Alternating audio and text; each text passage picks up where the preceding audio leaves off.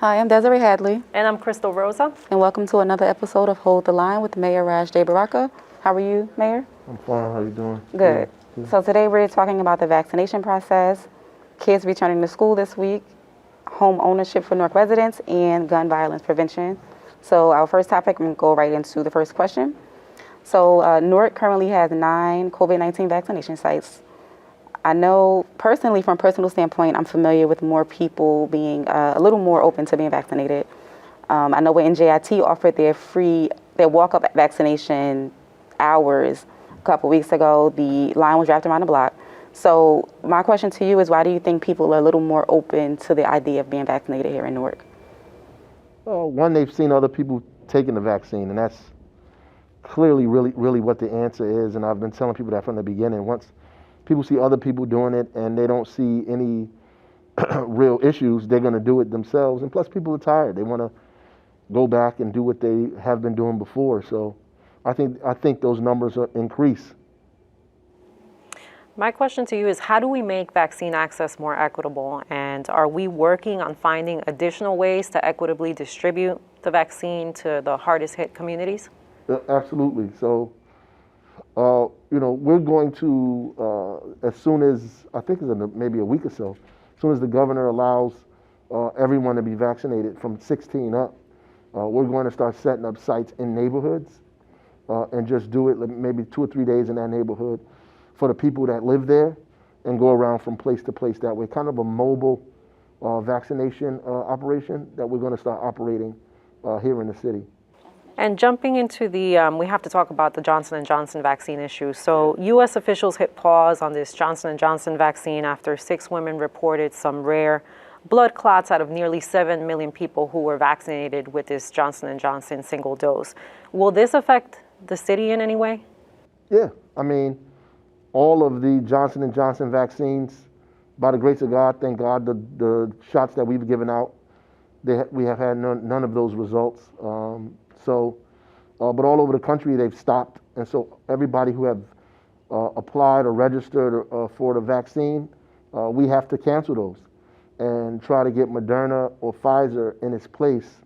There's not a lot of Moderna vaccines, there's not a lot of Pfizer vaccines, so it'll definitely affect us. And we just have to get more production of those prayerfully and get people in line. And I don't know what's going to happen with Johnson & Johnson. I know they took a hit. And I think the federal government did the right thing. It's the prudent thing to do. 6 is a small, even negligible number out of 7 million people. But because it was so severe, the things that happened, that they should take a pause on it. And if they wouldn't have, we would have in Newark for sure. So at the end of the day, I think it's the right thing to do and let them figure out what's going on. All right. So if anyone out there who is a Newark resident interested in getting vaccinated, you can visit NewarkCovid19.com. And the next topic we're going to talk about is the students returning to school this week. So as of Monday, Newark Public Schools reopen for in-person learning. With this transition, there are parents who are relieved and some who are a little apprehensive. Sure. What are some of the reassuring factors you can give parents who are still afraid to send their child back to school? Well, I think the superintendent and public school systems has done a great job. I toured some of the schools. The process that it takes to get in, from feet sanitizing to hand sanitizer to temperature checks, they have in every room air filters. We don't even have that. We're getting ready to purchase air filters based on what we saw at Newark Public Schools. In every room that filters the air and makes sure that kids are breathing safe and clean air. They have the classrooms divided in dividers around the desks. They have a separate area in the school for people who may be symptomatic, so they can go home, and they're doing something called pool testing. So I guess on every other day or random days in homerooms, they test groups of kids and the teachers together, a pool testing, which I think is awesome. And then every Wednesday, they cancel school so the building can be sanitized, which I think is incredible work that they've done. Very thoughtful work, and I believe it's a safe environment. Do you have a general message for teachers, staff, and parents as they return back to school after more than a year? Yeah, I think that, so we're going to have to be patient, but we also going to have to accelerate learning. So we're going to have to be patient with people's feelings, with the emotional transition from COVID back to what's happening now.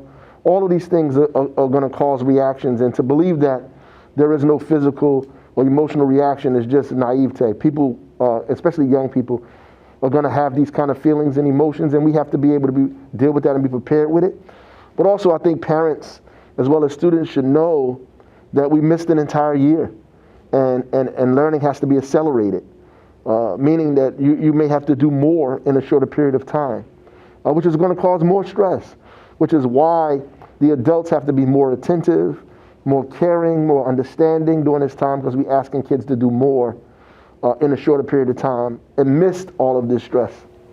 And right now, 39% of Newark students return on Monday. So Right. Can parents expect that number to be at 100% in September, in the fall? Or That number is because that's what parents decided. Right. Only 39% of the parents said, I want to take my kid back to school. So that number will increase based on what the parents believe, or if the state of New Jersey say school is open for everybody, and you can't do the virtual learning, then we would have to do that. But I don't know if it's going to be that. I don't know if the governor will mandate it like that. But I do know that just like the vaccine, as people go through this period, parents are comfortable that kids are not getting sick, that things are not chaotic, that they'll feel comfortable to send their kids back to school. So moving along to the next topic, home ownership for Newark residents. The council voted unanimously on the ordinance that you proposed to expand closing costs and facade improvement for residents. And this aims to basically expand home ownership, just one of the many things we're doing here in the city to expand home ownership. My question to you is, why are you making so much of an effort to get Newarkers to become more homeowners? Well, in America, home ownership is wealth. And the wealth gap in New Jersey is the largest in the country. And there's something that has to be done to close the wealth gap. And part of that is ownership. Ownership is also a deterrent to gentrification. People have to own their property, own the land that they're around them. And whatever we can do to make that happen, from Section 8 vouchers to home ownership that we just got an award for from the U.S. Conference of Mayors, to this program where we are giving people more money towards their closing costs, towards down payment, to make it easier for them to get in the house, because that's really what the problem is. People can probably afford a mortgage and all these other things, because some of the mortgages are cheaper than the rent that people pay. It's just the down payment that's the problem, the initial cost that people have to put together to get the home. And so if we can help with that, I think it'll make it easier for people. And then people who are already in houses, facade improvement helps people put money in their house to increase the value of their property without putting the money out front themselves. All right. So I was basically going to, I guess you can elaborate more. So although we have 78% of Newark residents that rent, we still do have a number of homeowners here.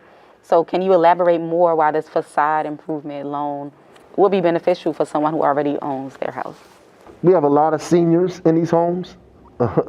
My mother is one of them, right? We have a lot of seniors in these homes who are in these homes by themselves. They're on fixed income. They don't have the capital to invest in their property.